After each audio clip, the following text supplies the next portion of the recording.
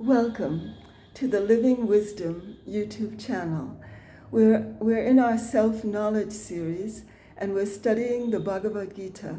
And today we're going to go into the signs of an individual who is established in the state of the resolute intellect, or Buddhi Yoga, one who is established in the self. So if you've ever wondered what the signs are of one who is fully enlightened or fully established in the self, this is Lord Krishna's teaching to Arjuna in chapter 2 of the Bhagavad Gita, in verses 54 to 72. So we'll be going very deeply into these verses today.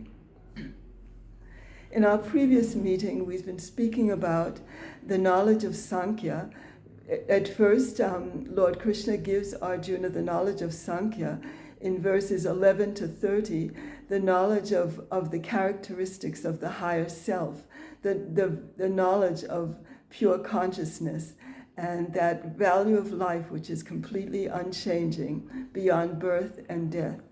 And then Lord Krishna gives Arjuna the knowledge of yoga, and he says in verse 45, Lord Krishna says, Nestraigunyo bhav Arjuna, be without the three gunas. And the three gunas, as we know, are sattva, rajas, and tamas. And they're the force of creation, the force of maintenance, and the force of destruction. And in every activity, these three forces are always involved. So Lord Krishna tells Arjuna to Nistraigunyo bhav Arjuna, be without the three gunas. And in verse 48, Lord Krishna says, Yogasta kuru karmani, established in the self, perform action. And this is the knowledge of yoga, to perform action while fully established in that immovable state of wholeness, of pure consciousness. And that's the state of pragya kutastha. Pragya is intellect and kutastha is immovable, established in that immovable state of the resolute intellect.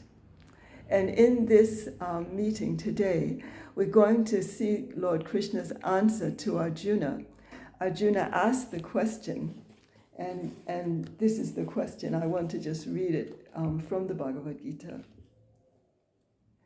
And Lord Krishna says, Arjuna says, what are the signs of a man whose intellect is steady, who is absorbed in the self, O Keshava? How does the man of steady intellect speak? How does he sit? How does he walk? So this is the question. Arjuna is very alert, and he wants to know. He's learned about the irresolute intellect, and Lord Krishna has given him the knowledge of the qualities of the higher self, and he's told him to be established in the self before performing action. And now Arjuna is asking, well, what are the signs of someone who is completely absorbed in the self?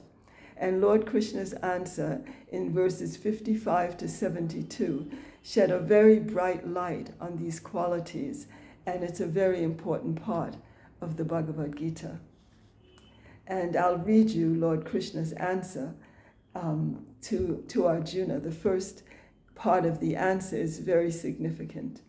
The Blessed Lord said, when a man completely casts off all desires that have gone deep into the mind, O Partha, when he is satisfied in the self, through the self alone, then is he said to be of steady intellect. So Lord Krishna addresses Arjuna as Partha, and this is a sign that he feels very close to Arjuna, because this is a name which is associated with great love towards Arjuna. It's a name of Pritha. It's a name which is associated with his mother. So in this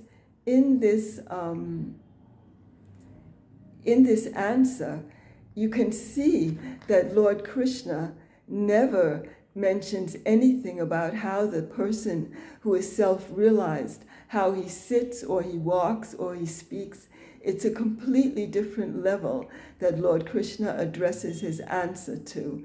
He says when a man completely has cast off all desires that have gone deep into the mind. So it shows that there are no outer signs of realization. It's completely an inner condition of the mind. And Lord Krishna says that when the wavering intellect gains a very stable basis, then it's able to deal with all actions most efficiently and successfully. So when the mind has been transformed at its very depth, so that the man is no longer identified with the desires which he has on the surface of the mind, but he's identified with the self, the immovable, unshakable wholeness of pure consciousness. This is the sign of the self-realized man, and it cannot be judged by anything on the outward field of life. It's an inner condition of the mind. It's a condition of the mind in which the senses can no longer overpower the individual, in which the individual can no longer be overshadowed by the pull of the desires, which are through the influence of the five senses. It's an evenness of mind, a state of perfect balance, in which nothing in the world is able to overshadow that state of perfect balance, that state of evenness, that state in which one is completely anchored in that wholeness of life, that unified wholeness of the self. And Maharshi says, the inner state of man cannot be judged by outer signs. And then Lord Krishna goes on with his answer. He says, he whose mind is unshaken in the midst of sorrows, who amongst pleasures is free from longing, from whom attachment, fear, and anger have departed, he is said to be a sage of steady intellect. So we see those qualities of attachment, fear, and anger have departed from one who is established in the self. Lord Krishna continues, he who has no undue fondness towards anything, who neither exults nor recoils on gaining what is good or bad, his intellect is established. And when such a man withdraws his senses from their objects, as a tortoise draws in its limbs from all sides, his intellect is established. The objects of sense turn away from him who does not feed upon them, but the taste for them persists. On seeing the Supreme, even this taste ceases. And Adi Shankara says that the blissful nature, the blissful nectar of the transcendent reality holds the mind steady. And that's why when one sees the Supreme, even the taste for the wandering senses can no longer hold the mind, because it's established in the transcendental nectar of the self. Lord Krishna continues, the turbulent senses, O son of Kunti, forcibly carry away the mind, even of a discerning man who endeavors to control them. Having brought them all under control, let him sit united, looking to me as supreme, for his intellect is established, whose senses are subdued. Pondering on objects of the senses, a man develops attachment for them. From attachment springs up desire, and desire gives rise to anger. From anger arises delusion, from delusion unsteadiness of memory, from unsteadiness of memory destruction of intellect. Through the destruction of intellect, he perishes.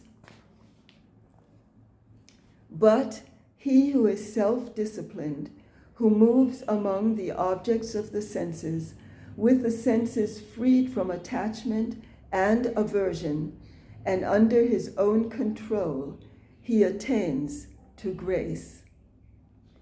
In grace is born an end to all sorrows. Indeed, the intellect of the man of exalted consciousness soon becomes established. He who is not established has no intellect, nor has he any steady thought. The man without steady thought has no peace. For one without peace, how can there be happiness? When a man's mind is governed by any of the wandering senses, his intellect is carried away by it as a ship by the wind on water. Therefore, he whose senses are all withdrawn from their objects, O mighty armed, his intellect is established. That which is night for all beings, therein the self-controlled is awake. That wherein beings are awake at night is night for the sage who sees. I'll read that one more time. That wherein beings are awake is night for the sage who sees.